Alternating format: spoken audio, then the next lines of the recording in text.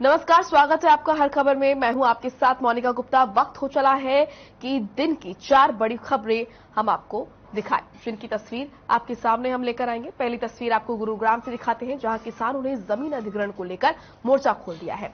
दूसरी तस्वीर है प्रदेश में बढ़ते अपराध के ग्राफ की। प्रदेश के अलग अलग हिस्सों में ये अपराध की तस्वीरें सामने आ रही हैं, जिनके बारे में आपको हम बताएंगे। तीसरी तस्वीर है स्वतंत्रता दिवस को लेकर दिल्ली में सुरक्षा के इंतजामों की। किस तरीके से सुरक्षा के इंतजाम किए जा रहे हैं। झज्जर से दिल्ली जाने वाले भारी वाहनों पर रोक लगा दी गई है। चौथी तस्वीर है जींद से, जहां पर स्टाफ की कमी के चलते महंगी मशीनें खराब हो रही हैं। तो ये 4 महत्वपूर्ण तस्वीरें आपको दिखा रहे हैं, दिन की 4 बड़ी खबरें। पहली तस्वीर में आप देख रहे हैं, गुरुग्राम में किसानों का हल्ला बोल देखा जा रहा है। आपको बता दें कि गुरुग्राम NH48 पर किसानों ने जाम लगाया, जमीन अधिग्रहण का विरोध कर रहे हैं। 1810 एकड़ जमीन पर अधिग्रहण का ये मामला है। वहीं दूसरी तस्वीर है प्रदेश में बढ़ते अपराध को लेकर, किस तरीके से प्रदेश में अपराध जो है वो बेलगाम हो गया है, इसकी वानगी यहां पर देखने को मिली। वहीं तीसरी तस्वीर है दिल्ली में नो एंट्री। दिल्ली में 15 अगस्त को लेकर स्वतंत्र यहां पर सुरक्षा के इंतजाम किए गए हैं। और ये चौथी तस्वीर आप देख रहे हैं, जहां पर स्टाफ की कमी से मशीनें खराब हो रही हैं।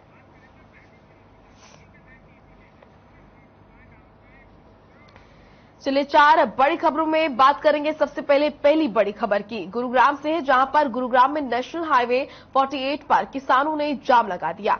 सैकड़ों की संख्या में किसान पंचगांव चौक पर हाईवे के बीच बैठ गए और जमीन अधिग्रहण के विरोध में मोर्चा खोल दिया। दरअसल कासन गांव की 1810 एकड़ जमीन अधिग्रहण को लेकर किसानों में रोष था, जिसको लेकर किसानों ने नेशनल हाईवे को जाम कर दिया। किसानों के प्रदर्शन से वाहन चालकों को मुश्किलों का सामना करना पड़ा। तो वहीं कुछ लोगों ने सोशल मीडिया पर भी लिखा कि ट्रैफिक को क्लियर करने के लिए पुलिस तक मौके पर मौजूद नहीं थी।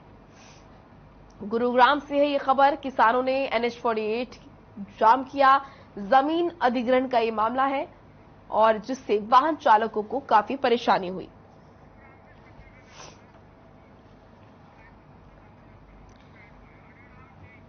गुरुग्राम से हमारे सहयोगी संजय खन्ना लाइव जुड़ चुके हैं ज्यादा जानकारी के साथ। संजय, फिलहाल फोनों पर हमारे सहयोगी संजय खन्ना जुड़े हैं। संजय, क्या कुछ जानकारी मिल रही है? किसानों ने जाम लगाया, फिलहाल अभी की क्या कुछ स्थिति? देखिए मोनिका, बिल्कुल बताना चाहूंगा कि सवेरे जमीन अधिग्रहण को लेकर के किसान सड़कों पर आ गए थे, जिन्हें पुलिस ने समझाने का पहले प्रयास किया, लेकिन जब वो नहीं माने तो उनको हिरासत में लेकर के जाम को खुलवा दिया गया है। ये जो पूरा मामला है ये 2010 का है, जब मानेसर की जमीन, कासन के आसपास की जमीन को अधिग्रहण किया गया था। अब इसका रिवार्ड होना है। तो इस धरने को देखते हुए यहाँ पे गुरनाम सिंह चोटुनी जो किसान नेता है वो भी पहुंचे थे। हालांकि पुलिस ने उनको भी हिरासत में ले लिया था और गुड़गांव के 37 सेक्टर थाने में लेकर के आई थी। कुछ देर के बाद उनको यहाँ से रिहा कर दिया गया, लेकिन गुरनाम सिंह चोटुनी का साफ कहना था कि जिन किसानों ने उनको बुलाया है तब तक वो उनसे मिल नहीं लेंगे, तब तक वो यहाँ से नहीं जाएंगे। और मोनिका, इसमें खास बात ये है कि 16 तारीख की जो तिथि है वो डिसाइड की गई है। उस दिन यहाँ पंचायत होगी और उस पंचायत में राकेश टिकैत जो किसान नेता हैं, योगेंद्र यादव, गुरनाम सिंह चोटुनी, ये सारे लोग मौजूद रहेंगे। और उसी दिन इस जमीन का जो अवार्ड है वो भी घोषित होना है। तो 16 तारीख जो है वो काफी अहम मानी जा रही है कि उस दिन क्या फैसला लिया जाता है। जी मोनिका, प्रशासन का क्या रुख इस पूरे मामले पर नजर आ रहा है अभी तक? देखिए, प्रशासन सुबह से ही मुस्तैद था। जैसे ही इन किसानों ने जाम लगाया, तकरीबन 1 घंटा तो जरूर दिल्ली जयपुर हाईवे जाम रहा। उसके बाद पुलिस ने पहले इनको समझाने का प्रयास किया। जब ये लोग नहीं माने तो पुलिस प्रशासन ने सख्ती दिखाते हुए इन सबको यहाँ से उठा लिया और हिरासत में लेकर के अलग थानों में लेकर के चली गई और जाम को खुलवा दिया। जी मोनिका, बिल्कुल। फिलहाल अभी क्या कुछ यहाँ पर जो चीजें हैं वो नजर आ रही है? देखिए, किसानों का साफ तौर पर कहना है कि हमारी बात नहीं सुनी जा रही है। फिलहाल माहौल क्या नजर आ रहा है और किस तरीके से क्या कुछ आगे की रणनीति इन किसानों की है? देखिए मोनिका, इस जमीन के अधिग्रहण की जो को लेकर के ये लोग मुख्यमंत्री से भी मिले थे। मुख्यमंत्री ने इनको एक साफ सा जवाब दिया था कि आपकी जो जमीन है वो अधिग्रहण होकर रहेगी, उसको कोई नहीं रोक सकता। और इनका ये कहना है कि ठीक है, अधिग्रहण जरूर किया जाए, लेकिन जो मार्केट रेट है उसके हिसाब से हमें पैसा मिलना चाहिए। लेकिन जो सरकार इनको पैसा दे रही है वो नाकाफी है। उसमें एक 100 गज का प्लाट भी गुड़गांव जैसे शहर में खरीदा नहीं जा सकता। तो कहीं ना कहीं इन जो किसान है इनका साफ कहना है कि किसानों को बर्बाद किया जा रहा है। और यहाँ पे एक जो ग्लोबल सिटी बनाने का सरकार सपना देख रही है, उसको साकार करने के लिए किसानों को बिल्कुल ही धरातल पे ला करके खड़ा किया जा रहा है। ना वो इधर के रहेंगे ना वो उधर के रहेंगे। जमीन जाने के बाद, क्योंकि जमीन उनकी माँ है, जमीन ही चली जाएगी तो वो क्या करेंगे और किस तरह से अपने परिवार को गुजर बसर करेंगे। तो इसी को लेकर के 16 तारीख जो रखी गई है, अब देखना होगा 16 तारीख को क्या फैसला लिया जाता है, क्योंकि बड़े बड़े किसान नेता यहाँ पहुंचने की बात की जा रही है। जी मोनिका, बिल्कुल। तो 16 तारीख की जो यहाँ पर 16 तारीख का ऐलान किया गया है, तो ऐसे में 16 तारीख तक क्या किसान शांत बैठेंगे? क्या कुछ कहना है किसानों का? देखिए, किसानों का कहना है कि राष्ट्रीय पर्व है, हमारा स्वतंत्रता दिवस है, उसको शांतिपूर्वक निकल जाने दिया जाए। उसके बाद ही 16 तारीख अब जब रख दी गई है, तो 16 तारीख को जो पंचायत फैसला लेगी उसके आधार पर ये आगे डिसाइड किया जाएगा कि किसान आंदोलन एक बार फिर दोबारा से उग्र रूप लेता है या इस तरह से इसको सरकार और किसानों के बीच बैठ करके बातचीत से हल किया जा सकता है। जी मोनिका, कहाँ से किसान आके यहाँ पर इकट्ठा हुए हैं और कब तक उनका कहना है कि वो ऐसे ही यहाँ पर NH-48 पर बैठे रहेंगे? क्या कुछ कहना है उनका? देखिए, यहाँ पे जो है कासन गांव है, मानेसर है, शिकोपुर और जो आसपास के जितने भी गांव हैं जिनकी जमीन अधिग्रहण हो रही है 1857 एकड़, तो सारे ही गांव के लोग यहाँ पर मौजूद थे। महिलाएं भी इसमें थी, बुजुर्ग भी थे, बच्चे भी थे, सभी लोग पहुंचे हुए थे। लेकिन अब फिलहाल स्थिति यहाँ प्रशासन ने संभाल ली है। लोग अपने घरों को निकल जा चुके हैं। लोगों का जो किसान है उनका यही कहना है कि 16 तारीख जब रख दी गई है तो 16 तारीख की सुबह ही देखेंगे कि क्या करना हो, किस तरह से स्थिति को आगे रणनीति बनानी है। जी मोनिका, बहुत बहुत शुक्रिया आपका संजय, तमाम महत्वपूर्ण जानकारी देने के लिए।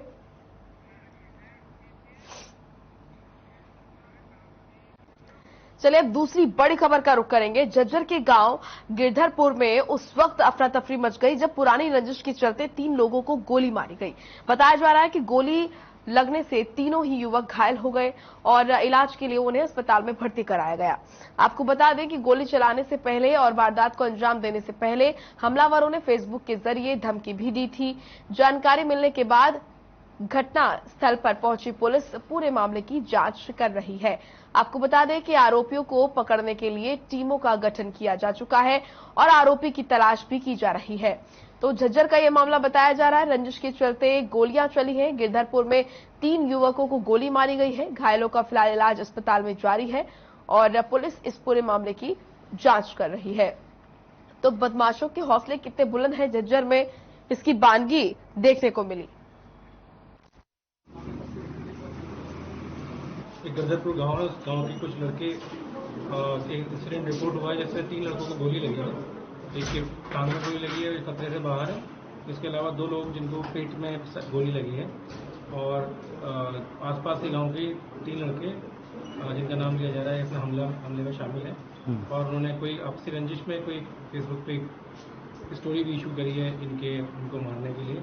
उनकी भी तलाश चल रही है। पुलिस अभी तीनों को लेके आई है, हॉस्पिटल में ट्रीटमेंट चल रहा है इनके इलाज के लिए और घर वालों से कंप्लेंट लेके मुकदमा दर्ज करने की कार्रवाई।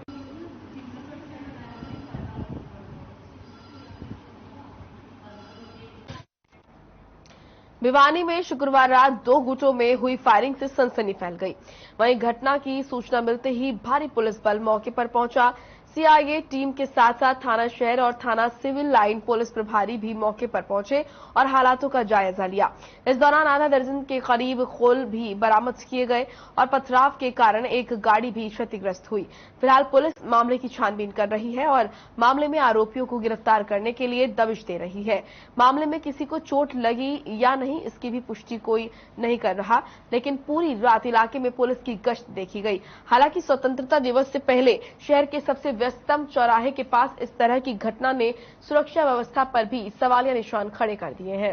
रोहतक गेट पर फायरिंग से सनसनी मच गई है। 2 गुटों में फायरिंग हुई है। मामले की जांच में फिलहाल पुलिस जुट चुकी है और ये 2 गुट कौन है, आखिर क्या कारण रहे आपस में फायरिंग के, इन तमाम चीजों को फिलहाल पुलिस जांच रही है।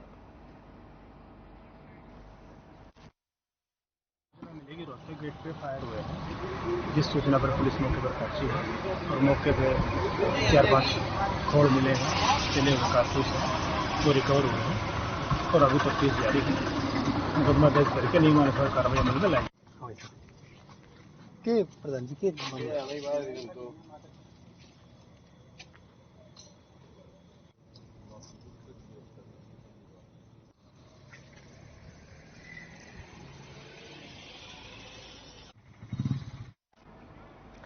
चलिए अब खबर यमुनानगर से है, जहां 2 गुटों में झड़प का मामला सामने आया है। आपको बता दें कि रेलवे रोड पर एक एजेंसी के बाहर 2 गुटों में झगड़ा हो गया, जिसमें एक ग्रुप ने फायर कर मौके से फरार हो गए। सूचना मिलते ही थाना शहर यमुनानगर पुलिस की कई टीमें मौके पर पहुंची और मामले की जांच शुरू कर दी। वहीं शुरुआती जांच में सामने आया है कि वहां पर झगड़ा हुआ और फायरिंग भी हुई है, जिसके बाद एक युवक के खिलाफ 360 आर्म्स एक्ट के साथ ही कई धाराओं में केस दर्ज कर लिया गया है। फिलहाल पुलिस मामले की जांच में जुट गई है।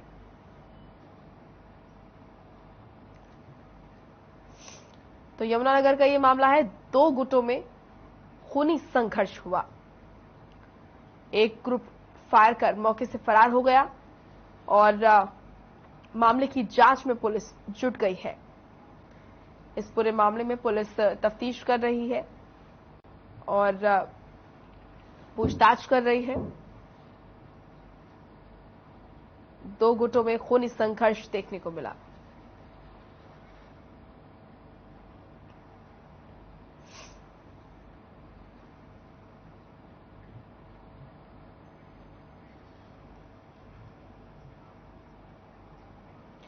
बहादुरगढ़ के ट्रॉमा सेंटर में इलाज के लिए आए 2 पक्षों में जमकर लड़ाई हुई। दोनों पक्षों ने अस्पताल में खूब हंगामा किया। ट्रॉमा सेंटर के नर्सिंग स्टाफ और डॉक्टर्स के सामने ही एक दूसरे के साथ मारपीट की। झगड़े के दौरान ट्रॉमा सेंटर का एक दरवाजा टूट गया और काफी सारा सामान भी इधर उधर बिखर गया। दरअसल देर रात बहादुरगढ़ के दहकोरा गांव से कुछ लोग लड़ाई झगड़े के बाद इलाज के लिए ट्रॉमा सेंटर पहुंचे थे, जहां एक बार फिर से दोनों पक्षों में कहासुनी हो गई और बात मारपीट तक जा पहुंची। दोनों पक्षों में जमकर लात घूंसे चले। वहीं घटना की सूचना पर पहुंची पुलिस ने मामला दर्ज किया और मामले की जांच में जुट गई है।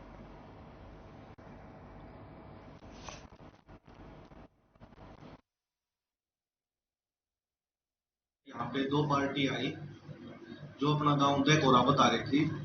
उन्होंने यहाँ पे आते ही एमएलआर के लिए गांव के इलाज के दौरान ही उन्होंने आपस में झगड़ा स्टार्ट कर दिया और झगड़े में उन्होंने हॉस्पिटल के फर्नीचर को भी डैमेज किया है, जिसमें हमारा मेन दरवाजा टूटा हुआ है, कई अंदर से चेयर हैं और सामान भी है। ऐसा था सर, यहाँ पे 2 पार्टी आई जो अपना गांव दहकोरा बता रही थी। उन्होंने यहाँ पे आते ही एमएलआर के लिए गांव के इलाज के दौरान ही उन्होंने आपस में झगड़ा स्टार्ट कर दिया और झगड़े में उन्होंने हॉस्पिटल के फर्नीचर को भी डैमेज किया है, जिसमें हमारा मेन दरवाजा टूटा हुआ है, कई अंदर से चेयर हैं और सामान भी है। ऐसा था सर, यहाँ पे 2 पार्टी आई जो अपना गांव दहकोरा बता रही थी। उन्होंने यहाँ पे आते ही एमएलआर के लिए गांव के इलाज। यमुनानगर में बदमाशों के हौसले बुलंद नजर आ रहे हैं। मामला यमुनानगर के रेलवे रोड लाल द्वार के नजदीक का है, जहां दर्जनों युवक सड़कों पर पिस्तौल लहराते हुए और फायर करते हुए तेज धार हथियार से पीटते हुए नजर आ रहे हैं।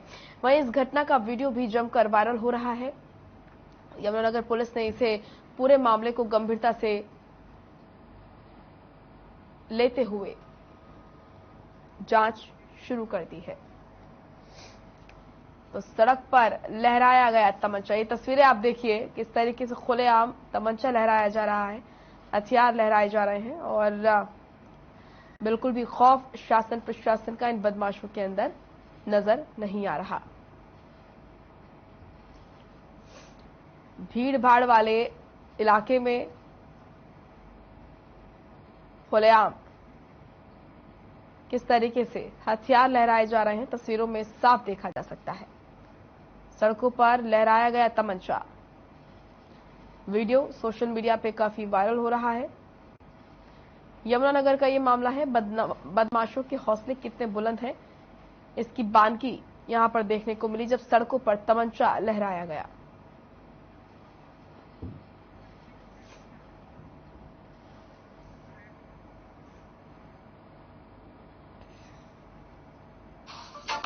तो यमुनानगर का ये मामला है जहां पर बदमाशों के हौसले कितने बुलंद हैं ये देखने को मिला। बदमाशों ने खुलेआम तमंचा लहराया।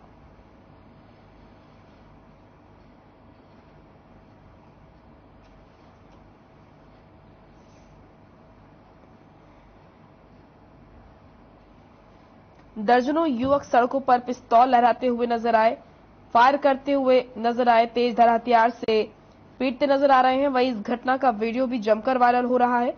यमुनानगर पुलिस ने इसे पूरे मामले को गंभीरता से लिया है। इस संबंध में आर्म्स एक्ट के तहत मामला दर्ज किया गया है।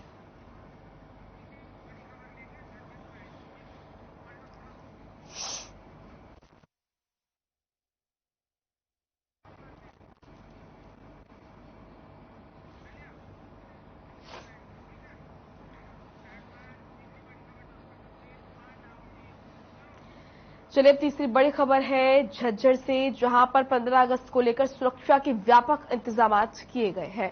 आपको बता दें कि 15 अगस्त यानी कि स्वतंत्रता दिवस समारोह के मद्देनजर देश की राजधानी दिल्ली में बाहरी वाहनों की एंट्री बंद कर दी गई है। एंट्री बंद होने की वजह से बहादुरगढ़ बाईपास पर ट्रकों की लंबी लाइनें लग गई हैं। ट्रक चालक अचानक एंट्री बंद होने की वजह से काफी परेशान है, क्योंकि उनके पास खाने पीने का सामान नहीं है और सामान की डिलीवरी भी समय पर चालक नहीं दे रहा है। और वहीं बहादुरगढ़ के सेक्टर 9 मोड़ पर पुलिस ने बैरिकेड्स लगाकर भारी वाहनों को रोका हुआ है। इतना ही नहीं, पुलिस इन वाहनों को वापस यू टर्न दिलवा रही है। वाहन चालकों का कहना है कि उन्हें अगर पहले पता होता कि दिल्ली में नो एंट्री होने जा रही है तो वो ट्रकों में सामान लोड नहीं करवाते।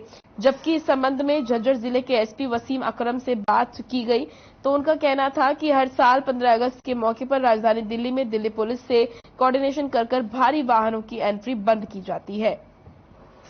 तो 15 अगस्त को देखते हुए सुरक्षा व्यवस्था यहां पर बढ़ाई गई और इसीलिए आपको बता दें कि दिल्ली में बाहरी वाहनों की एंट्री जो है वो बंद कर दी गई है।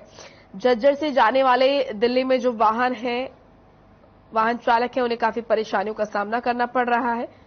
उनका कहना है कि उन्हें इस बात की कोई जानकारी नहीं थी कि सुरक्षा के मद्देनजर दिल्ली में बाहरी वाहनों की एंट्री पर रोक है। तो स्वतंत्रता दिवस समारोह के मद्देनजर देश की राजधानी दिल्ली में बाहरी वाहनों की एंट्री बंद कर दी गई है।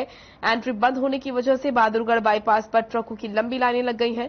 ट्रक चालक अचानक एंट्री बंद होने की वजह से काफी परेशान है, क्योंकि उनके पास खाने पीने का सामान नहीं है और सामान की डिलीवरी भी इस समय पर चालक नहीं दे पा रहे हैं।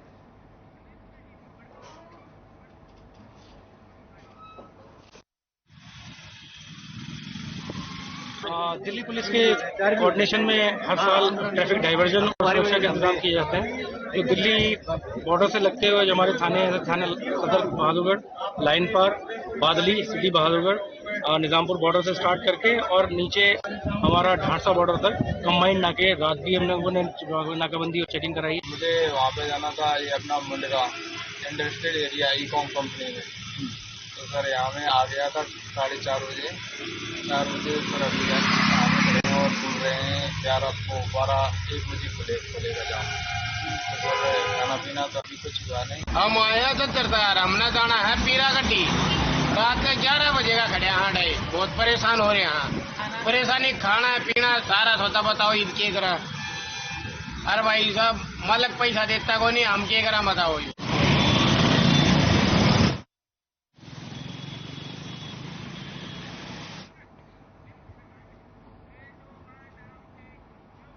चलिए रुक करेंगे चौथी और आखिरी बड़ी खबर का जींद से, जहां पर अस्पताल में स्टाफ न होने की वजह से करोड़ों की जो मशीनें हैं वो खराब होती हुई नजर आ रही हैं। आम जनता को बेहतर स्वास्थ्य सेवाएं देने के लिए स्वास्थ्य विभाग हर साल करोड़ों रुपए खर्च कर रहा है। करोड़ों की मशीनरी अस्पतालों में भेजी जा रही है, लेकिन लोगों को इसका लाभ नहीं मिल पा रहा, बल्कि मशीनें कंडम हो रही हैं, जिसका बड़ा कारण ये है कि इन मशीनों को चलाने के लिए स्टाफ का नहीं होने से मरीजों को तो दिक्कतें हो ही रही हैं, बल्कि मशीनें भी खराब हो रही हैं। मरीजों का जो इलाज मुफ्त होना है उसके लिए उनको निजी अस्पतालों में पैसे खर्च करने पड़ रहे हैं। वहीं लाखों रुपए की लागत से जींद के सिविल अस्पताल में लगी अल्ट्रासाउंड की मशीन 6 साल से कमरे में बंद है, जिसके कारण यहां रेडियोलॉजिस्ट की कमी होना है। अस्पतालों में आने वाली गर्भवती को निजी अल्ट्रासाउंड केंद्रों पर जांच कराने जाना पड़ता है।